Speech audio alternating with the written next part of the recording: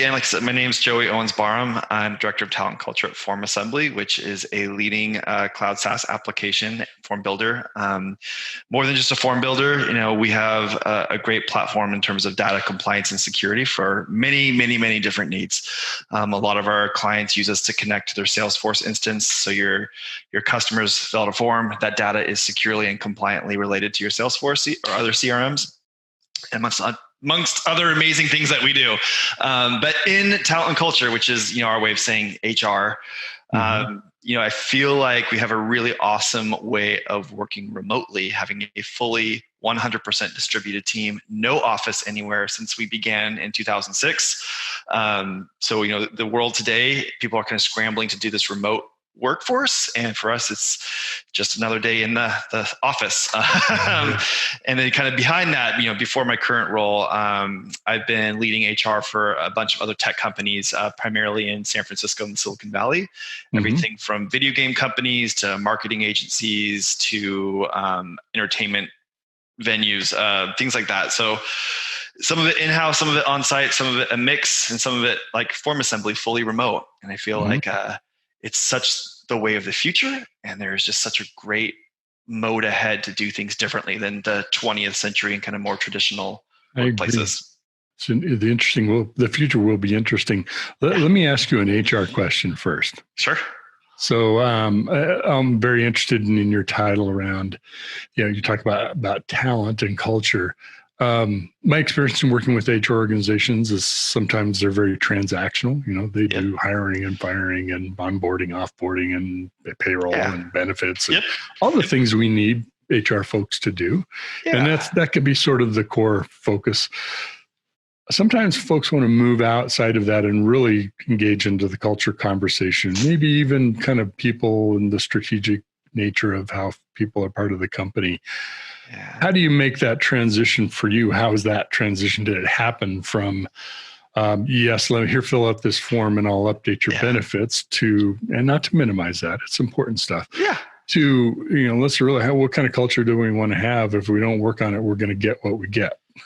Oh, totally. And you're right. There are a lot of different layers in HR, and there is a very strong need for transactional HR, kind of, how we used to look at personnel back in the old days, just paperwork and filing cabinets and making sure things are stamped and put away and this and that. And there is still an element of compliance that's important. But I think modern HR is very strategic. And instead of being purely transactional, we try to be transformational. We try to make sure we take things and take them away from being rote and being just, mindless to having purpose and having kind of thought behind them and importance. And you can even, distill that down to the granular employee file, if you will. Having that logic and understanding about why things are done and why they need to be is what keeps me here. Otherwise, I couldn't be doing what I do if it was just mindless, paper shuffling and this and that. It definitely has to be logic to that. I think that's the key to getting in that mindset of strategic and transformational HRs. Having understanding of the business, knowing what the KPIs are for overall success, what the leadership team is striving to holistically, is just as important for HR as it is for your director of product, your director of engineering, for your director of marketing, because we're all in this, together to collaborate and find the best way forward.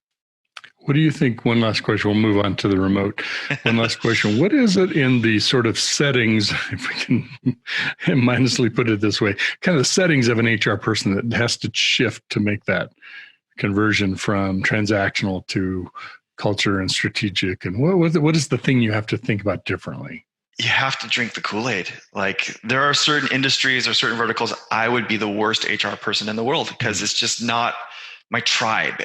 I don't have that passion for what's happening. The Kool-Aid of what the company is about and what exactly. it does. Yep. Where, my career being based in technology is where I have a personal passion. I've always been interested in the latest gadget, the latest thing, how things can be evolved to be, more efficient and automated. And, the tech space, tech vertical just sings for me. If I were to take what I do and I were to go work maybe at a supply chain type of business or a manufacturing business, it would be difficult. It would be really challenging to get from transactional to transformational. So, and there are people out there who would go to tech and be like, I can't imagine this. So get my head around that. Yeah, okay, good. Well, thank you. It's really interesting to kind of probe your thoughts about that. So, we've all been forced. If you weren't already working remotely, guess what? You get to work remotely now. Flip the switch. It's not like we had, take 3 months to plan this, right? Yeah. So your company was Form Assembly remote from the beginning? From the beginning. Start that way? Yep, from the get-go. And to me, honestly, in my career, when I started in HR, in 2008, it was always kind of a luxury thought I'd never have, because I always liked the idea of working home, but I was always told, in HR, you have to be in the office. You have to be making sure people are getting their work done. You have to be business. You got to be where the people are. You got to be where the people are. And so it's tremendous to see how the world has shifted. My first remote HR job was way before coronavirus. When I came to talk to Cedric at Form Assembly, Cedric Savarese, who's our CEO and founder, that was a huge draw for me, was the fact that it was a fully remote company and that they weren't new to this. This wasn't them exploring new territory, which tremendously set us up to an advantage, flash forward a year later, when all of a sudden, offices are unsafe and people have to work from home. Mm-hmm. And it's a sink or swim moment. You can either conquer the fear of, taking a traditional element of business and diving into the deep end remotely, or you can let it hold you back. And from what I've seen in my colleagues and my peers out there, is that the companies that are trusting and they know they hired correctly, they know they've got a great team underneath them, they're adapting much more efficiently and much better than companies that have a little bit of question marks around their team. That, again, is actually great for them. So it's a painful lesson, but when you get back to the office, and that's something to look at, is like, why did we struggle so much? Do we have the correct team underneath us that we really trust and they are empowered to succeed and do well without us walking past their cubicle, walking around them, peering over their shoulder, being able to have that autonomy. And I think remote staff is the micromanager's worst nightmare, right? Yeah. Maybe this will cause them to change their perspective. We can reform a few micromanagers. I suspect you'll talk about trust some more, but I'm really interested. We concentrate on, is it Zoom? Is it Slack? What are all the tools and all the mechanics of it? And those are all important. But what I find, especially working with companies who start out remote and have built the entire culture around remote, there's some fundamental, it's not about the mechanics of it. It's about how you think about the business differently and people in the business differently. How would you describe that from your experience? I really think that's true. I think, there's a lot of talk about Zoom exhaustion and people are just tired of the Zoom meetings. But, I distinctly remember having that tchotchke mug that says, I survived a meeting that could have been an email, So I think that still applies. So if you have kind of bad habits in office, I think that will equally translate to remote work, and the type and caliber and quality of your meetings isn't going to change via Zoom or via conference room. It's really making sure your agenda is clear, your purpose is there. And it really is something that needs to be a conversation in a meeting and live and free thought versus something that's just a dissemination of information. Mm-hmm. That's kind of the thought there. In terms of platform, we use them all here at Form Assembly. We're really agnostic. Whatever comes up internally amongst each other, we use Google because, hey, it's part of the suite. We got it. And it's been doing just fine for us. I have no complaints with it. We have partners that use Zoom or BlueJeans or GoToMeeting or WebEx. Yep, I have some that I prefer over others, but ultimately they all get the job done. They're all doing the same thing. Maybe some are a little less or more effective. You brought up the transparency and the trust too. It's one thing about with working remotely, and I've done both, right? I was already working remote 100%, but I work with a complete remote staff today. But I've been in the other side of it, and there's sort of this built-in belief of there are significant disadvantages to people working remotely. You have to be in the office to bump into each other at the water cooler and get those innovation and idea conversations going. And there may be an element of truth to that, but it seems to me, you can validate or disagree, it's our own biases that we put on remote working about whether we believe if you believe it won't work, guess what? It won't work. If you believe it'll work, you'll find a way to make it work. Well, you have to kind of look at what are you asking your people to do? are you giving them enough work to fill the day? Then they won't have the time to go watch the Real Housewives of wherever and fold laundry and, sit in their couch and eat sandwiches. Like they have to get stuff done no matter where you are. You have output. So if that's a challenge for you, then it might not be just one piece of the puzzle is causing the non-productivity. It might be a whole different slew of things that is just micromanaged in the office to help that. For me, I think working remotely has so many pros that outweigh those potential cons. And it's really just hiring smartly and hiring people that have a great work ethic and are passionate about what they do and they love what they're doing. It's not just a job. For but one, you want that anyway, right? Yeah, you want that anyway. And for me, that's really something that I've noticed particularly is personal peaks and valleys in performance and in energy and in optimal output times is different from person A to B to C. Everyone operates differently. They have their own different body chem that triggers, adrenaline or whatever that they want to get their best work done. It's not all in the same cycle. And the problem if you're all in office all the time every day is there's an expectation or force to adapt your own personal productivity to those around you. Mm-hmm. And you might be working 10 times harder to get something done, where if you just could manage your own time, it'd be way more organized, way more cohesive, and way more expedient to be done. So we talk about the afternoon slump. So in an office, 3:00 hits, you're just struggling to push through. So you go down and get a latte, or you go to the office kombucha bar or whatever Silicon Valley perk is out there, or, big city perk, whether it's the foosball table or the couch, but then you feel guilty doing it. You feel like, man, like I see all these people working around me. I shouldn't be doing this. And it creates this sort of internal conflict where if you're working from home independently and you're having that lull and you need to take that walk, get that coffee, go clear your head, you have a little bit more freeing space to do that without any guilt or judgment from those around you who might be their peak time. And then the result for the business is you have someone that knows themselves. They know when they work best. They have a better way to set their own deadlines. And then the work that's turning in that you're reviewing is of a higher caliber because they were able to do it in a way and in a mindset that really sung to them. Now, are there any suggestions you have for leaders, managers, helping people adjust and become comfortable, get to that place where I understand how I work better. And now that I'm working from home, I can adjust these things. And some of that is, figuring out on your own, but other things managers can do to help and support people. Yeah, just be adaptive, be flexible, be aware, and also know that you don't have to be perfect, especially if you're scrambling to get caught up to the business needs and you're rapidly launching software platforms you've never had to launch before, and there's going to be something that goes wrong. Maybe the Zoom glitches out or you didn't sign up for the right tier. Just be able to laugh at it and be able to let your team be honest that this is a struggle. And then that will really gel a culture. So if you can just be human about this whole transition, just be human about this experience, your team will see you as a human, and then they'll be more forgiving with you. And then the collective domino effect of that will be a faster implementation and a faster returning to your, sea legs, so to speak, about business, because you're all kind of just in this moment together. That's the best piece of advice I think I can give right now. I suspect you'll agree with this, because another way of saying, I think what you're saying is, I think one of the number one skills leaders need right now is compassion. Yes. Right? It's just understanding.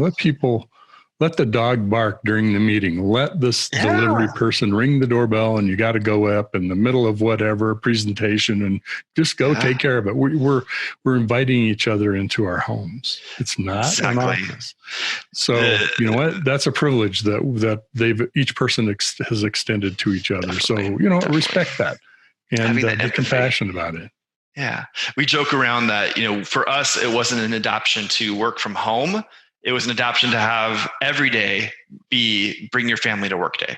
So bring your dog, bring your family. Bring your dog, bring your spouse, bring your children and their schoolwork to work day. And I think, the mute button on video conferencing is a godsend. So just use it. So if the dog's barking, hit mute, type in the sidebar, hey, give me 5 minutes. Postman just arrived. I got to get a package. I'll be right back.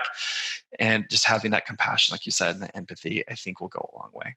So let's take the universe of people and all the roles that they do inside of a company and sort of take one wedge of that and talk about software developers, folks that I've hung around a lot with, and I know you have too in your tech experience.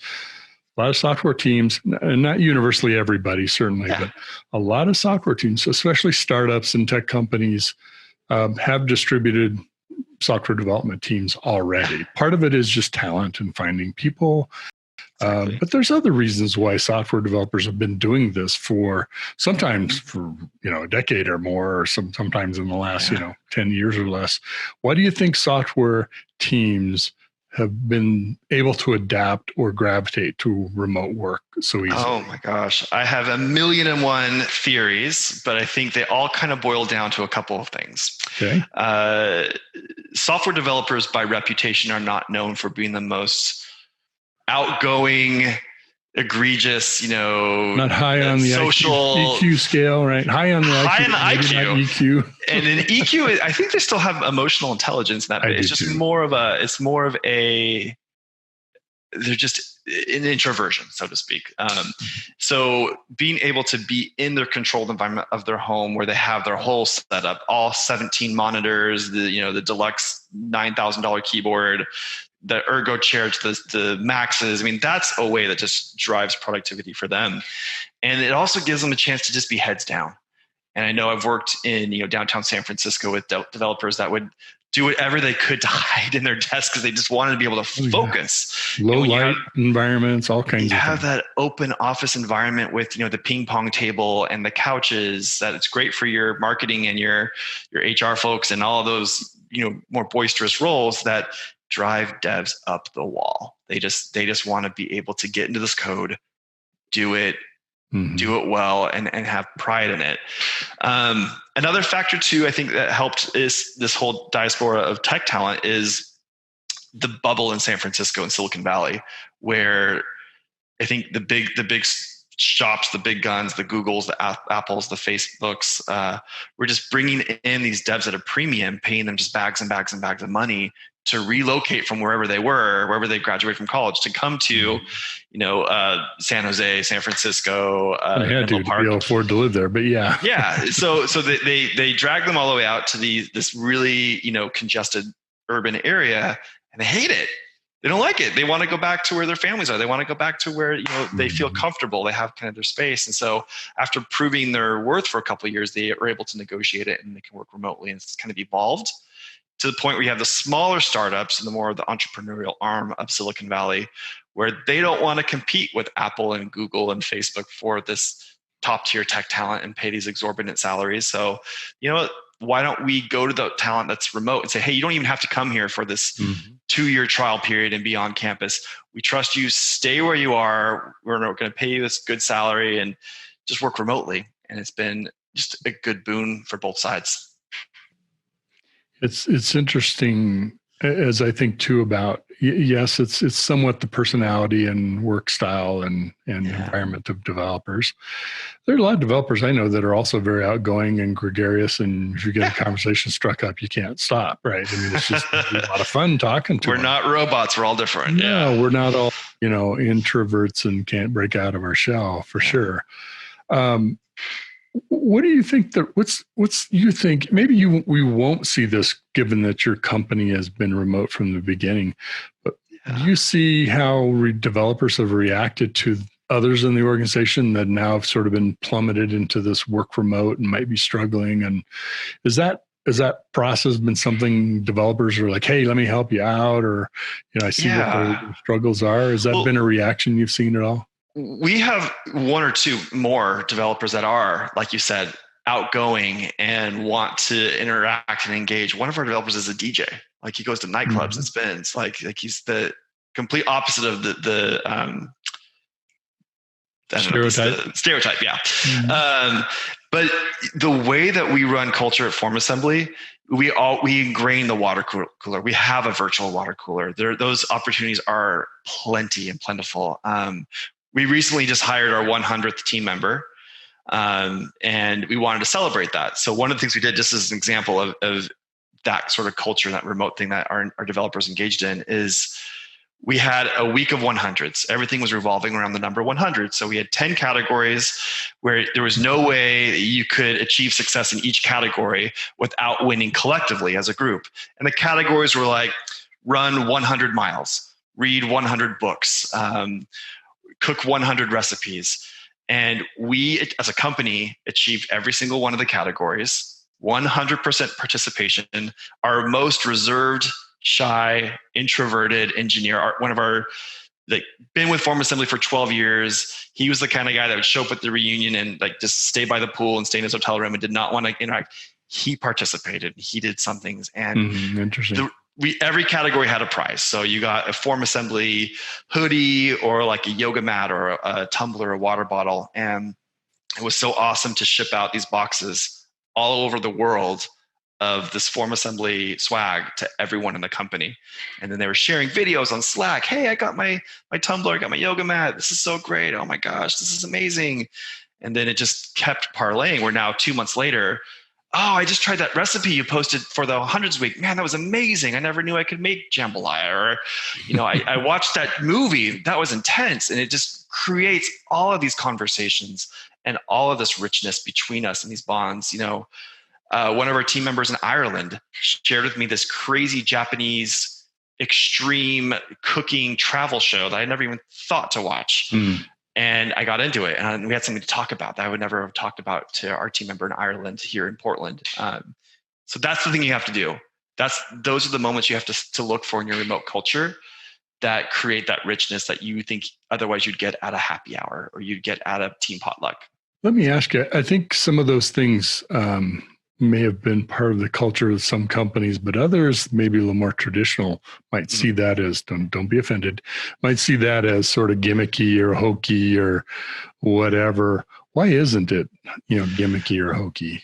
I think because the heart was there. I mean, it wasn't like we were forcing this upon people where we had people that genuinely didn't like each other. We liked each other to begin with. And it was just an opportunity for us to come together and bring ourselves to work. And you have to have that willingness to bring yourself, to bring your personal life, to bring the side of you that's not tied to your work output to the table. And it becomes hokey and it becomes gimmicky and it becomes inauthentic when people don't want to do that. And you don't have that desire. And people are like, you know what? You're cool 9 to 5, but other than that, I want to do me. Then it's inauthentic and it's not going to be successful. And you have to look at different things. There's other ways to do it. There's other ways to have it, but maybe a little more smaller scale, just to kind of begin that process of opening those doors and get the willingness of people to want to bring their personal life to the table to work. I think part of that authenticity is sharing very transparently the why. What are we expecting to get out of this? Otherwise, people feel like, oh yeah, you're just trying to manipulate us or do whatever. You're looking for that soundbite on the website. You just want that. You want to take pictures for the corporate, yeah. the annual book. What do you think? And I'm generalizing here, but what do you think others, non-development, non-software teams, can learn from software teams about remote work?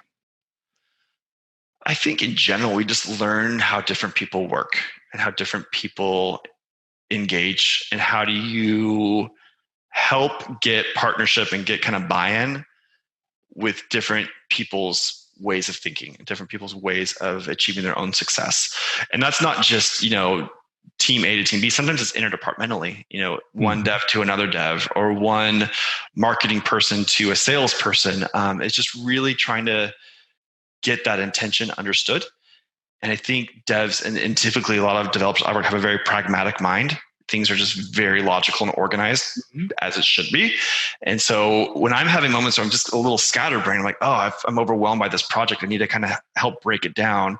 I can talk to some of my dev friends in my network and be like, okay, this is my ultimate goal. I'm trying to plan my map to get from where I am now to this goal.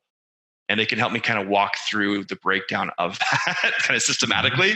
And that's a great dev toolkit that can be translated to so many different arenas. I think that's really good. I think too, and not that this is the solution to everything, but I think there's some interesting things from software development, like Agile and Kanban boards and that are designed around now asynchronous work, right? It's not a linear waterfall process. At least it's not at most organizations. Still around, I'm sure. But that whole idea of, I need a way of organizing it, but it isn't a put everything in one pile sorted a certain way. It's very dynamic. And you apply to those. So I'm bringing that up because actually implementing some additional Kanban boards for other processes in our company. And part of that is just, helping folks understand when you're ready, go pick the next thing off the stack or pick what you want to work on and go for it. You don't have to check in and ask for permission or whatever.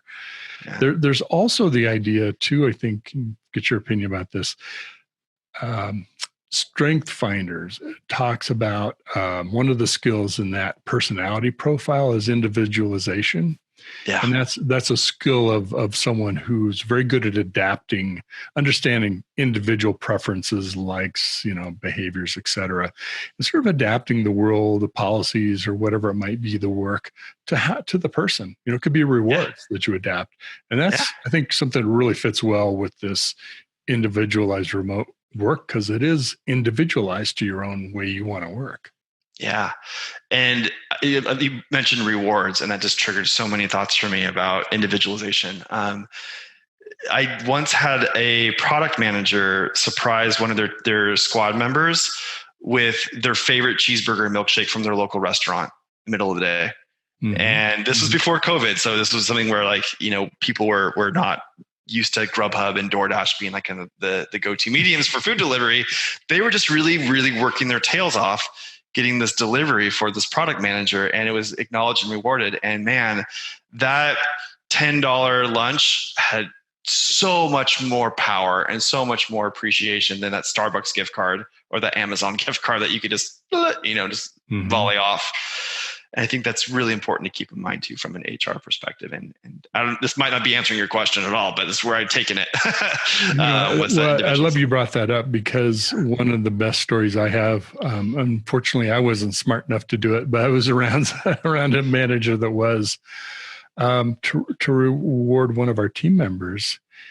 He asked her, he said, "Would you like a bonus, or another option is, I would love for the company to sponsor all your running events, your marathons that you're doing. Yeah. We'll give you a company t-shirt, and we'll pay all of your entrance fees for anything you want to run in, as much or as little as you want." And she was very much an athlete. And that meant more to her than totally.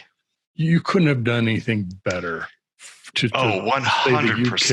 And, she was just over the moon about what that meant. Because those fees aren't cheap. So in terms of the cost value, it's probably equal. Mm-hmm. But the fact that it demonstrates that company knew her, they knew who she was beyond just her work product. She was valuable. And that's going to make a long-term dedicated employee. When you see them and you see who they are outside of whatever job they have, they're gonna just have intense loyalty, and they're gonna want to give more. And that's an amazing story. Everyone should do that. Not necessarily running if that's not your thing, but just tailor those approaches to people. We'll equip you with guitar strings for the next year, whatever it is. It is. We'll get you set up with cooking classes. We'll donate this to the SPCA if you're an animal rights lover. Whatever it might be, just find those things and really tailor your reward to your team. Remote or not, those are awesome. Oh, absolutely. And that's kind of, I think, why it's been so easy for Form Assembly in general to do the remote workforce before it was in vogue or as a necessity more than.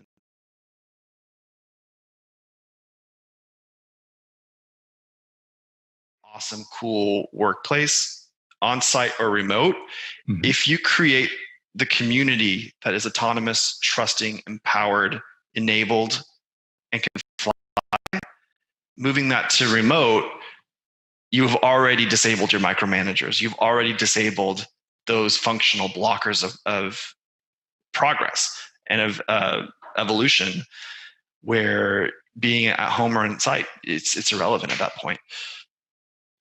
You mentioned earlier in our conversation about kind of the belief that we won't go back to the way it was, right? Well, a lot of these things will continue. There certainly will be some gravity that will try to pull folks back into, let's get back to what the norm, what we're comfortable with. What do you think are the things that are going to propel people to, and I know not everybody will, but propel people to continue to work in this style? What is your anticipation of, these are the counterbalancing forces to the gravity of pulling us back to where we were? Well, I think the biggest thing is the whole, adage of the proof is in the pudding. So if the fear was you can't work remote, nothing gets done, now we're forced to give it a try, whether you had reservations or apprehensions to begin with. Now you have no choice. You kind of have to give it a try. And then you have the data that says, you know what? This worked. Maybe it didn't work for everybody. The ramp up was slower for, Betty, Johnny, and Susie, but it worked really great for Veronica, Amy, and Miles. So then you have that sort of case study that says, hey, this can work. This actually can happen. And so if you have an employee that for their own personal circumstances, you have everybody back in the office and they're like, boss, like my mother-in-law is really sick in Germany and I really just need to spend some time and go out there. You can look back at the time in 2020 when the remote output was successful and you have better odds of making that case to your supervisor to have that leeway and that flexibility to go work offsite.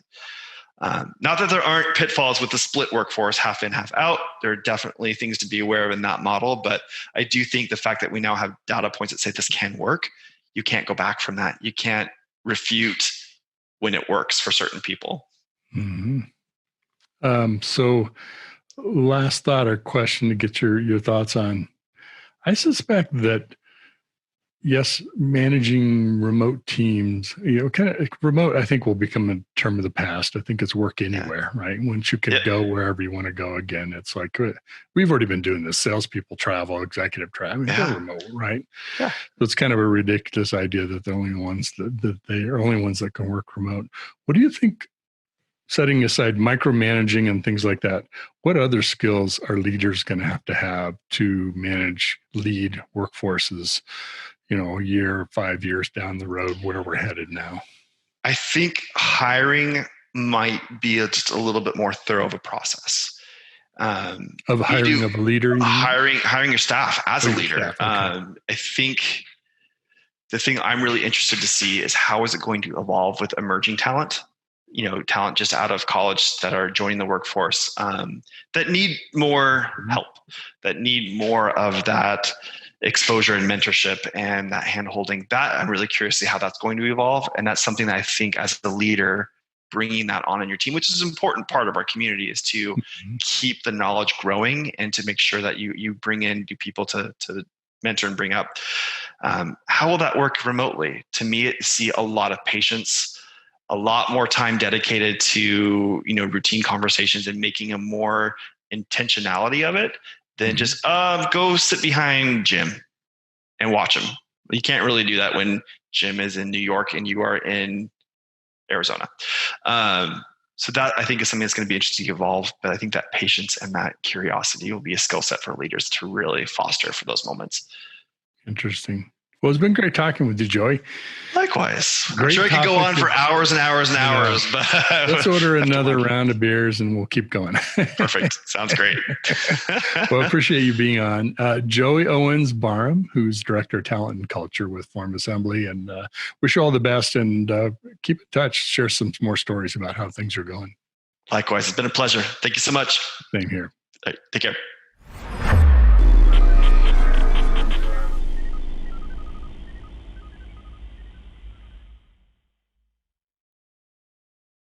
SecurityBoulevard.com is the leading resource for news, analysis, and education on challenges facing the cybersecurity industry.